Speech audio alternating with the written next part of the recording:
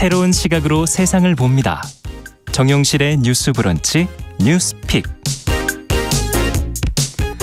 네, 정용실의 뉴스 브런치 항상 청취자 여러분들과 함께하고 있습니다. 유튜브, 콩앱 또 라디오로 들으시면서 의견 보내주시기 바랍니다. 저희가 방송 중에 반영하겠습니다. 자, 뉴스픽으로 저희는 문을 열어보죠. 전혜연 우석대 개공 교수님 어서 오십시오. 안녕하세요. 전예현입니다. 네, 조으론 변호사님 어서 오십시오. 네, 안녕하세요. 조으론 변호사입니다.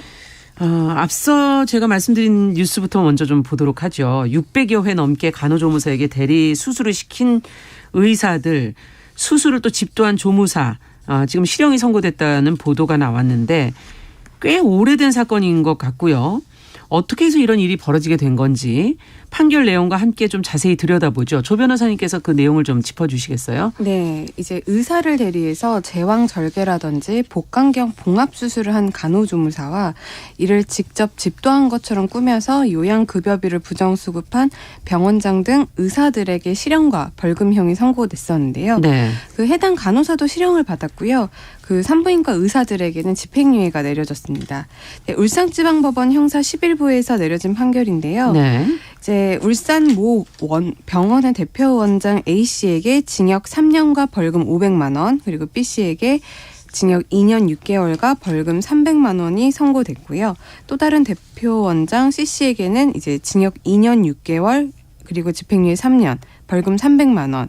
그리고 이 병원 산부인과 의사 3명에겐 각각 징역 1년 6개월에 집행유예 2년과 벌금 200만 원이 선고됐습니다. 네. 그 대리 수술을 한 간호조무사 D씨에게는 예. 징역 2년 6개월 실형과 벌금 300만 원이 선고가 됐는데 예. 이 산부인과 의사인 A씨 등 그리고 원장, 의사들은 2014년 12월부터 2018년 5월까지 간호조무사 D씨에게 총 615차례입니다. 615차례를 굉장히 많아요. 무면허 의료행위죠. 예. 무면허 의료행위를 시킨 혐의로 기소가 됐고요.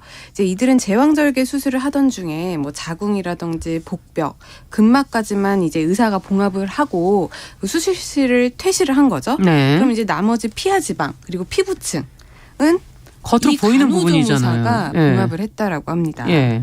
그러니까 그런 혐의로 이번에 기소가 돼서 실형이 선고가 된 거고, 이 A씨 같은 경우는, 그러니까 이 병원의 원장 같은 네. 경우에는 이와는 또 별도로요, 간호조무사 자격도 없는 그냥 일반인 아르바이트생을 고용을 해서 그 수술실에 입실을 시켰고 수술 도구를 전달하거나 환부를 소독하는 등 수술의 보조 업무를 지시한 사실도 드러났습니다.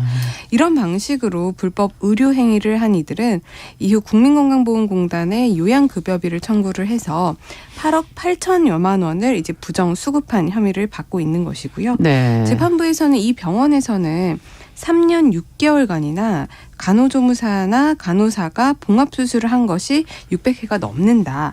이런 무면허 의료행위가 조직적 그리고 체계적으로 이루어진 것으로 보이기 때문에 이런 범행 횟수, 범행 가담 정도를 참작해서 이번에 형을 정했다라고 양형 이유를 밝히고 있습니다. 요양급여비라는 거는 뭡니까? 결국에는 이렇게 무면허 의료행위를 시킨 거잖아요. 병원 예. 측에서. 그렇죠. 그러면은 사실상 국민건강보험에 의료비를 신청할 수 없다는. 신청을 할 수 없죠. 아. 근데 그럼에도 불구하고 마치 의사가 다 한 것처럼. 합법적인 의료 행위를 한 것처럼 서류라든지 이런 걸 꾸민 꾸며놓고. 다음에 건강보험공단에 이제 급여를 탄 겁니다. 그 말을 얘기하는군요.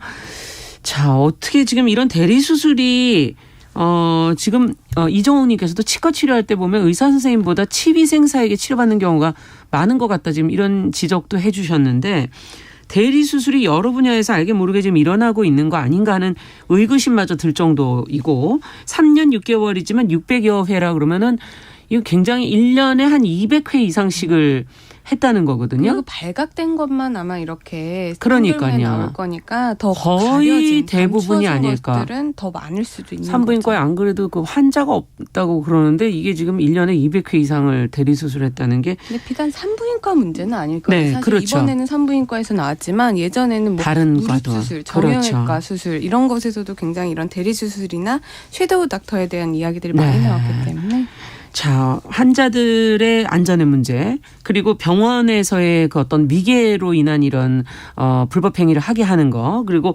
의사들이 이 자격을 가졌다는 것이 거기에 대한 어떤 책임과 의무가 있는 거 아닙니까? 도덕적 해이 이런 전반적인 부분에서 이 문제를 어떻게 보시는지 두 분 말씀 좀 들어보죠.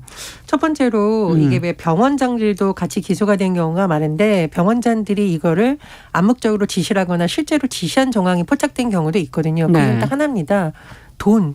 네, 돈. 짧은 시간 안에 의사에 비해서는 조금 더 인력비가 적게 들어가는 사람들을 통해서 그 사람들이 수술의 어떤 마무리 과정을 맡기고 의사들은 계속 돌아가면서 수술을 하게 하는 이런 문제도 하나 있는 것이고요. 예. 두 번째로는 가장 심각한 문제는 이게 의료행위가 환자의 안전, 생명과 직결되는 문제이기 때문에 사실은 중범죄예요. 처벌이 너무 가볍다는 문제도 하나 있겠지만 네. 보다 근본적으로 이 문제를 해결하기 위해서 어떤 제도가 마련돼야 되는지를 우리가 지켜봐야겠고요. 예. 우리가 이제 기사나 이런 사례를 좀 찾아보면 간호조무사가 들어간 경우도 있고 아예 간호조무사 자격도 없는 사람이 수술실에 들어간 일도 있었고요. 네. 2021년에 나온 판결을 보면 의료기 상사 직원에게 55회에 걸쳐 수술시킨 저희도 그 기사는 보고서 굉장히 놀랬던 너무 기억이 놀랬죠. 나요. 산부인과에 가는 산모들로서는 정말 의사만 믿고 가는 건데 알고 보니까 의료기 상사 직원이 수술실에 들어와 있더라. 막 이런 일까지 있었습니다. 그래서 이게 어떤 말씀해 주셨듯이 특정 분야의 문제라기보다는 이게 뭐 돈의 문제라든가 인력 구조의 문제, 의료 인력 부족의 문제, 또 말씀해 주셨듯이 병원 내 위계 문제, 처벌 문제, 제도적 문제 여러 가지가 복합적이기 때문에 그런 문제를 좀 다각적으로 짚어봐야 해결이 될 것 같습니다. 네, 지금 JY 리님께서 치위 생사는 합법적인 거다. 간호조무사하고 좀 다르다 이렇게 지금 올려주셨는데 요거는 저희가 나중에 또 확인해 보도록 하고요. 자, 어떻게 보세요, 조 변호사님께서는? 네, 교수님께서 여러 가지 구조적인 문제를 잘 짚어주신 것 같은데 교수님 말씀대로 뭐 돈이라든지 인력, 구조 이런 문제들이 다 문제가 될 거고요. 거기다가 이제 더 나아가서 이런 일들이 만연해 있어도 자칫 신고할 수 없는 분위기. 그러니까 어떻게 보면은 병원이라는 곳이 뭐 법조계도 마찬가지고 일부 다른 집단들도 마찬가지이겠습니다만은 보수적인 분위기가 있잖아요. 그렇기 때문에 어떤 내부 고발을 하면 자기가 그 환경에서 살아남을 수 없다라는 분위기가 이미 조성이 될 수 있기 때문에 네. 적극적으로 신고를 할 수 없는 분위기도 한몫을 했다라고 보고요.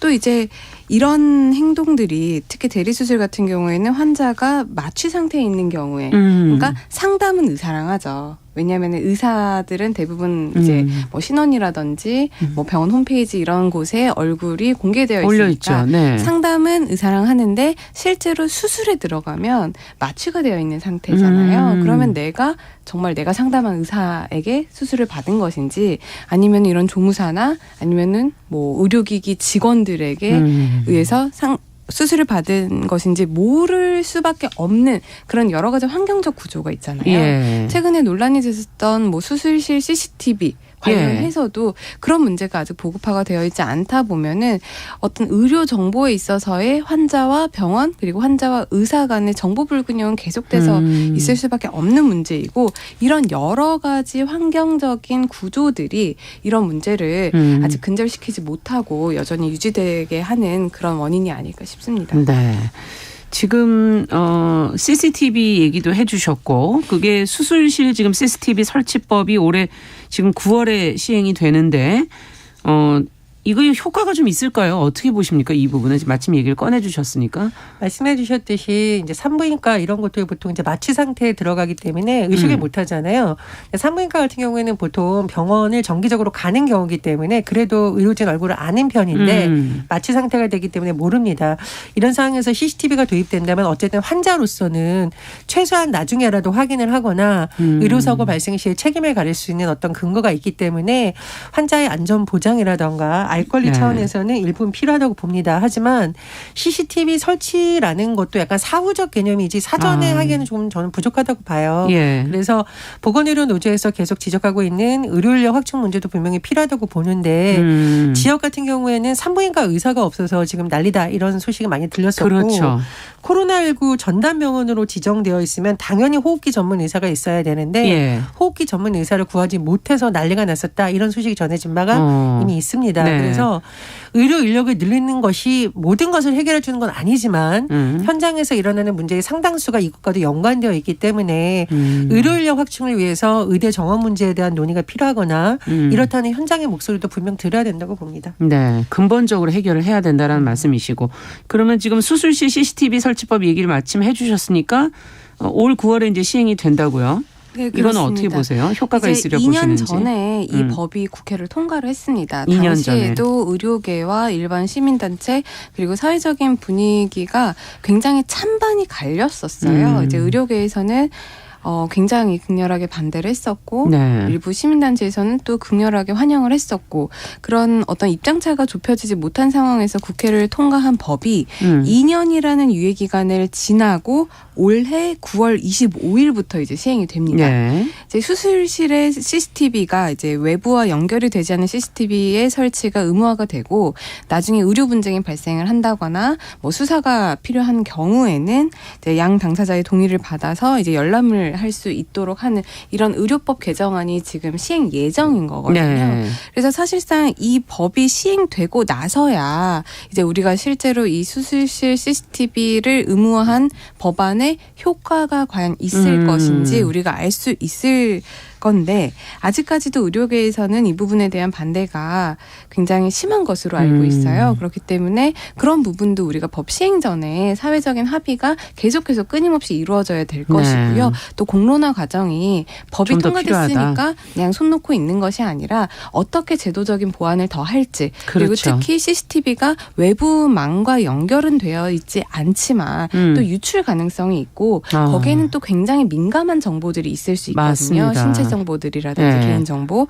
그렇기 때문에 그런 부분도 어떻게 계속해서 보완을 해나가야 될지 우리가 또 살펴봐야 될 문제이고 그 교수님께서 의사 부족이 지금 너무 인력난이 예. 문제다라고 말씀을 하셨는데 이제 실제로 여러 가지 조사를 보면요. 이제 상당수 의료기관이 진료 보조 인력이라고 합니다. 네. PA라고 하는데 이 진료 보조 인력을 통해서 의사 부족의 공백을 메꾸고 있다라고 합니다. 이제 작년에 예. 그 전국보건의료산업 노동조합에서 발표한 그런 것들을 보면 공공병원이나 지방 의료원 그리고 모 국립대학병원에서는 실제 근무 중인 의사 수가 정원보다 106명이나 적은 것으로 확인이 된 그 것도 있어요. 병원의 정원보다 106명이 네. 적다. 그러니까 실제 병원에 100명 이상이 더 의사가 있어야 되는데 예. 없는 거죠. 예. 그럼 그 인력을 누가 대체합니까?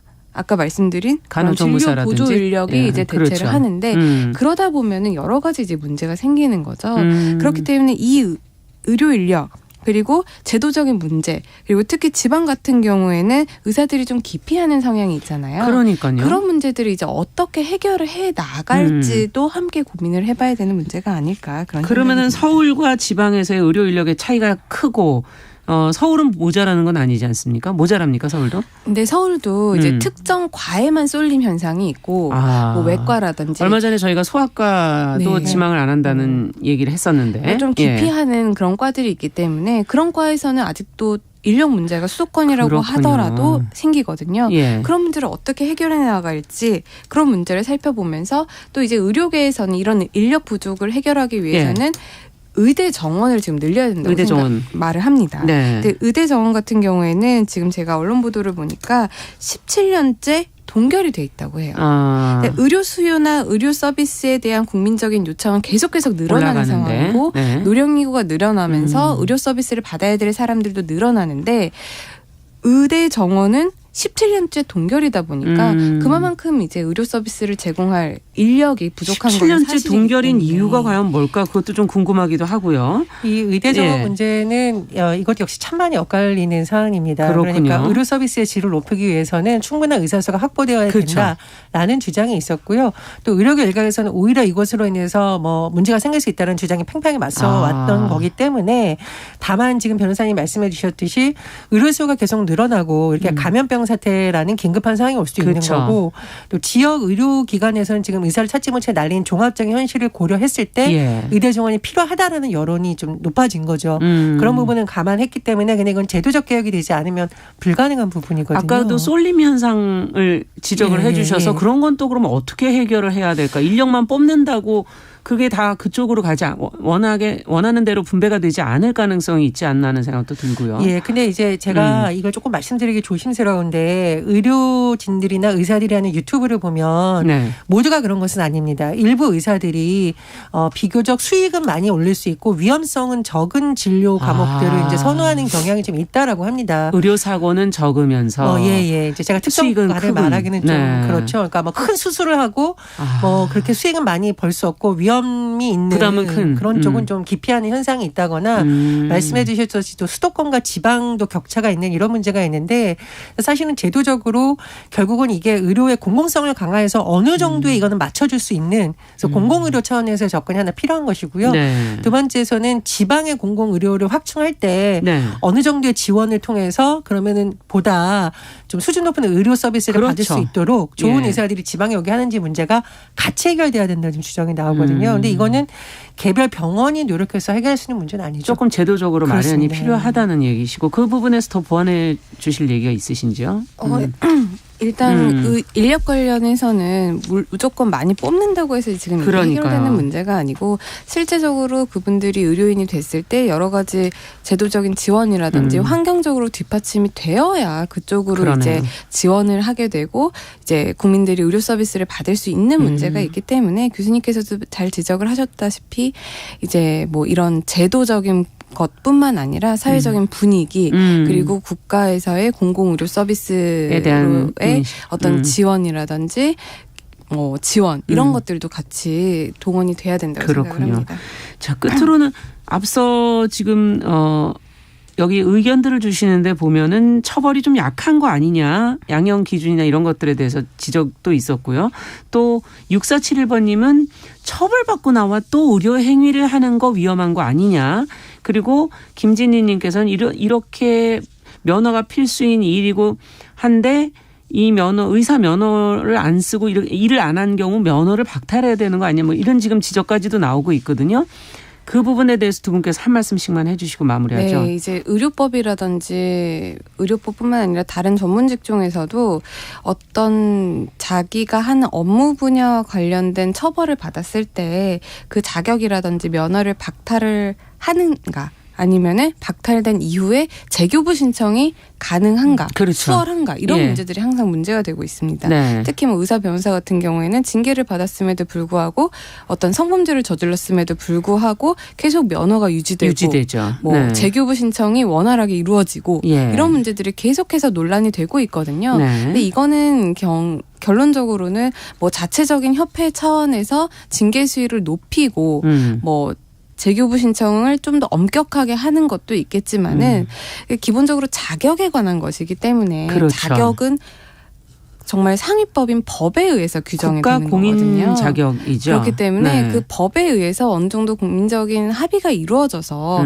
이런 징계를 받은 경우에는 좀 더 엄중하게 처벌하고 재교부 신청이나 이런 거를 좀 요건을 강화하는 그런 사회적인 안전망을 법으로도 이제 우리가 만들어야 될 것 같고 또한 사회적인 감시 시스템 이런 것들도 우리가 생각을 해봐야 되지 않을까 싶습니다. 네. 의사면허증이 불사조면허증이다라고 계속 지적이 되었고요.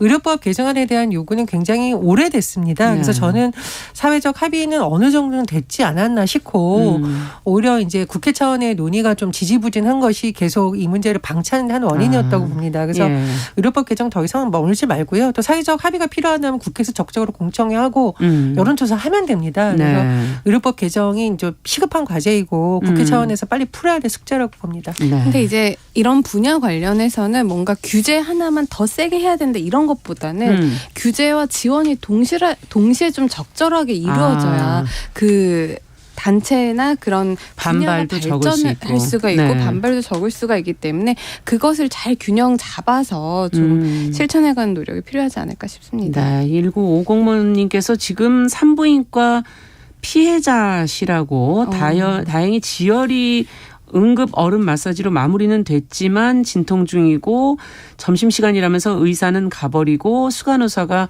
출산에 참여를 했는데 봉합 과정에 문제가 있었는지 출산 후 휴식 중에 하열이 심해서 굉장히 고생하셨다는 지금 얘기를 보내오셨어요.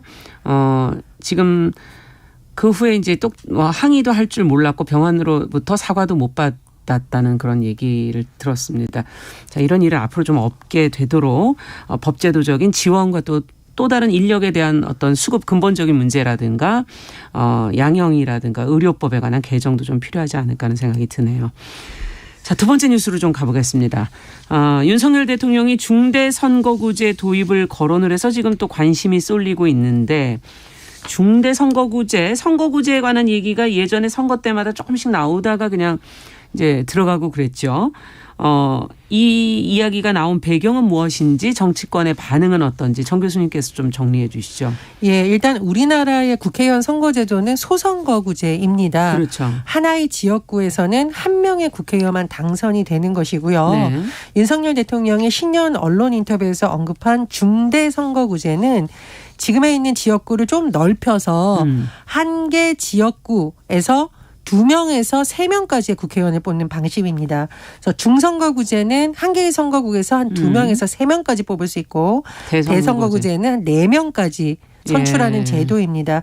근데 소선거구제의 장단점이 있고 대선거구제의 장단점이 있는데요. 소선거구제 같은 경우에는 예를 들어서 행복시라는 곳에서 국회의원 한 명을 뽑는다. 1번 후보, 2번 후보, 3번 후보가 나옵니다. 그래서 1번 후보가 어쨌든 한 표라도 더 다른 사람들보다 많이 1등을 해서 당선이 될 경우 되겠죠. 네. 문제는 뭐냐면 2번 후보, 3번 후보의 합산 비율이 훨씬 높은 경우도 생길 수 있다는 겁니다. 즉 2번, 3번 후보를 찍은 사람들의 표는 4표가 되는 거죠. 그렇죠. 이런 문제가 있고요. 또 여러 가지 문제점은 뭐냐면은 한 표라도 이기면 무조건 당선되게 보니까 맞아요. 이것이 너무나 극단적인 갈등을 심화시킨다. 그리고 우리나라의 지역주의를 고착화시킨 한 요인이라는 비판이 있었습니다. 반면 중대선거구제 같은 경우에는 한 선거구에서 2명 이상을 뽑아요. 그래서 아까 말씀드렸듯이 아까처럼 된다면 1번 후보, 2번 후보, 3번 중에서 1번, 2번 후보가 당선될 수도 있는 거거든요. 그렇다면 상대적으로 사표가 줄어들겠죠. 그리고 작은 정당들이 조금씩 유리해지겠군요. 그렇습니다. 특정 지역에서 특정 정당이 좀 싹쓸이하는 거 완화될 수 있지 않을까라는 또 기대가 나오고 있습니다. 하지만 뭐 두 선거구제에 대해서 모두 또 단점이 있다는 지적도 나오고 있는 건데요. 윤석열 대통령이 어쨌든 실년 언론 인터뷰에서 이 방안을 언급을 했고 중요한 것은 국회에서 이것이 돼야 되는데 김진표 국회의장도 이 필요성에 대해서 언급을 했습니다. 국회 정개특위가 다음 달 중순까지 여러 개의 안을 내면 전원위원회를 열어서 확정하자 이렇게 얘기를 한 겁니다. 근데 중요한 것은 이제 거대 양당이 과연 어떤 생각을 갖고 있느냐인데 그렇죠. 국민의힘 같은 경우와 민주당을 봤을 때 원론적으로는 필요할 수 있다라는 겁니다. 왜냐하면 소선구제의 문제점은 그동안 정치권에서 계속 지적이 되었어요. 매번 나왔던 얘기죠. 그런데 이게 다음 총선 때부터 도입될 수 있도록 하자에 대해서는 다소 각 정당에서 의견을 모아보겠다 이런 입장인 거고요. 또 하나 우리가 봐야 되는 시점이 총선 1년 전인 올해 4월 10일까지는 선거제 개혁을 마무리해야 되는데 시간 또 많지가 않네요. 역순으로 계산해 보면 시간이 이제 100일 정도밖에 안 남았기 때문에 부지런히 가도 갈 수 있을까? 그런 우려도 제기되고 있는 상황입니다. 자, 뉴스브런치 저희 지금 11시 30분부터는 일부 지역에서 해당 지역 방송 보내드릴 거고요. 저희 뉴스픽은 계속 이어갑니다.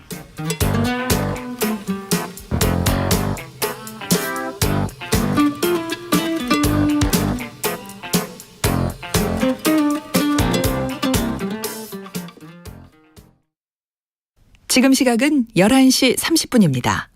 KBS 여러분은 지금 KBS 1라디오 정용실의 뉴스 브런치와 함께하고 계십니다. 자, 뉴스픽 윤석열 대통령이 언급한 선거구제 개편과 관련된 이야기 저희가 나눠보고 있습니다. 지금 소선거구제와 중대선거구제의 차이점을 좀 비교를 해 주시고 장단점을 좀 짚어주셨는데 자, 어떻게 보십니까?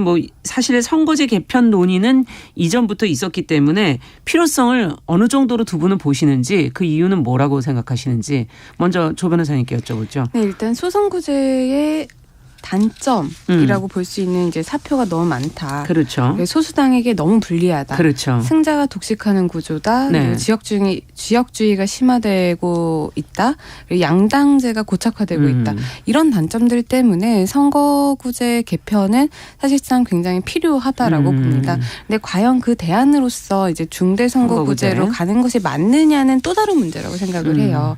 왜냐하면 이제 선거구제의 지금 현행 문제를 보완할 수 있는 또 다른 여러 가지 문제들도 있고 꼭 중대선거구제가 우리나라뿐만 아니라 다른 해외 사례를 봤을 때 이게 꼭 소선거구제의 단점을 다 보완한다라고만 볼 수 없는 경우들도 있기 때문에 여러 가지 다른 제도적인 보완 장치들을 두고 우리가 같이 검토를 해봐야 되는 것이지 네. 소선거구제가 지금 이런 단점이 있으니 바로 중대선거구제로 바꾸자라고 하는 것은 조금 무리가 있어 보이고요. 네. 아까 교수님께서도 지적을 하셨다시피 이제 공직선거법에 따르면 그렇죠. 이제 선거가 이루어지기 12개월 전까지 이 법이 개정이 돼야 되는 법이 부분이 개정돼야 있거든요. 된다. 4월 10일이라고 그러면 4월 10일, 4월까지는 법이 개정돼야 네. 됐는데 지금 국회에서 논의돼야 되는 현안들이 너무나도 많습니다. 네. 그렇기 때문에 이렇게 첨예하게 대립하고 있는 이 문제에 대해서 여야 간에 합의를 이룰 수 있을지도 저는 하나 의문이 들고요. 네. 사실 이 아까 필요성에 대해서는 말씀드린 대로 필요하지만 다른 것도 우리가 같이 놓고 좀 시간적인 여유를 두고 봐야 되지 않을까 그런 생각입니다.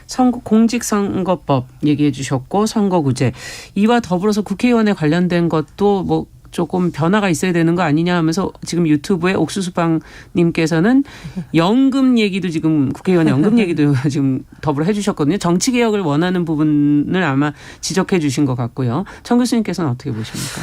그러니까 당장 내년 총선이 아니라 다음 총선부터 도입하자 이러면 어떨까? 그러면 좀 논의가 활발할까라는 좀 기대를 해보긴 하는데요. 네. 이게 현실적으로 본인의 상황에 따라서 의원들의 찬반이 좀 엇갈릴 수가 있어요. 내 지역구에 이걸 도입했을 때 내가 유리할까 아닐까 이렇게 센법을 하는 것 계산한다는 같은데 거군요. 그렇습니다. 다만 정치개혁의 차원에서 어떻게 해야 될까요? 예, 본인 선거제 문제를 개편에 본인들이 대한 처리하게 요구는 돼 있어서. 선거제 개편 요구는 계속 있었어요. 근데 말씀해 주셨듯이 이제 소선거구제의 문제점에 대해서는 대부분 공감을 하는 분위기지만 중대선거구제만으로 보완될 수 있느냐에 따라서는 논의가 필요한 거죠.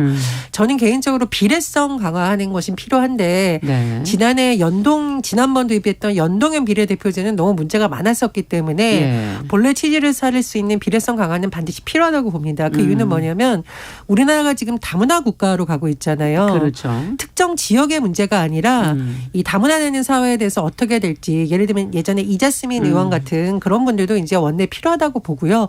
굉장히 다양화된 신산업 분야의 전문가들이 국회에 들어와서 그런 문제가 변화를 가져가야 된다. 예, 그런적인 측면에서 지역구 의원들이 집중하기보다는 전문성이 또 필요한 다원화된 분야의 비례성을 강화하는 것도 같이 논의가 돼야 된다라고 좀 봅니다. 네.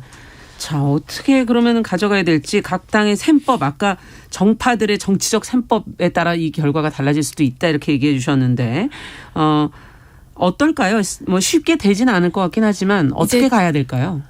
지금 거대 양당이잖아요. 이당 체제라고 거의 볼 수 있는 건데 이 각 당에서도 목소리가 같지가 않습니다. 그렇겠죠. 그 각 당에서도 현재 지역구에서 이제 어떤 특정 정당이 우세를 하고 있는 지역구에서는 바뀌는 걸 원하지 않고 그렇겠죠. 수도권에 있는 의원들 같은 경우에는 이제 좀 바뀌어서 좀 섞일 수 있는 것을 원하고 있고 이렇기 때문에 그 각 당 내에서도 지금 정치적인 세법이 각기 다르다고 보여져요. 그렇기 때문에 그 부분에 대해서 각 당에서도 일어나는 목소리가 안 나오는 거라면 이게 당 차원에서 각 당과 다른 당에서 합의는 더더욱 어려울 것으로 보이기 때문에 교수님이 지적하신 것처럼 이번 총선보다는 조금 더 시간적인 여유를 두고 국민적인 이해와 설득 과정을 통해서 좀 선거구제에 대한 전반적인 개편을 사회적으로 논의를 해보는 것도 중요하지 않을까 생각을 합니다. 김진희님께서 거대 양당 차근차근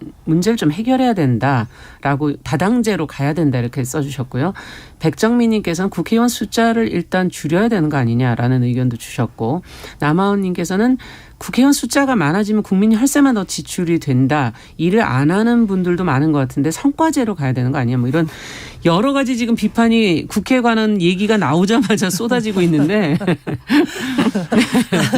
그래서 일각에서는 예. 국회의원 수를 늘리되 네. 국민들의 혈세 부담을 줄이기 위해서 기존에 가지고 있던 여러 가지 혜택을 줄이는 방법. 이런 안도 이제 제안이 그렇죠. 나온 바가 있습니다. 그래서 네. 그런 점도 같이 검토해 볼 수 있는 거고요. 윤석열 대통령이 기왕 이런 화두를 던진 김에 저는 친윤석열계 의원들이 윤석열 대통령과 뜻을 같이 하는 예. 분들이라고 주장하니까 이분들이 정치개혁의 깃발을 이번에 든다면 어떨까. 그렇다면 오히려 가능성이 높아질 텐데 뉴스를 보면 또 지역구가 어디냐에 따라서 속내가 복잡하다는 해석이 나오고 그렇겠죠. 있습니다. 네. 그래서 그런 부분 민주당도 과거에 정치개혁을 외쳤으니까 약속을 양당 모두 좀 지켰으면 하는 바람입니다. 국회의원들이 스스로 이걸 할 수 있을까? 이걸 과연 국회에서 해야 될까 하는 질문까지도 들기도 하네요. 어쨌든 선거구제에 대한 논의 저희가 두 번째 뉴스로 다뤄봤습니다. 뉴스픽 조으론 변호사.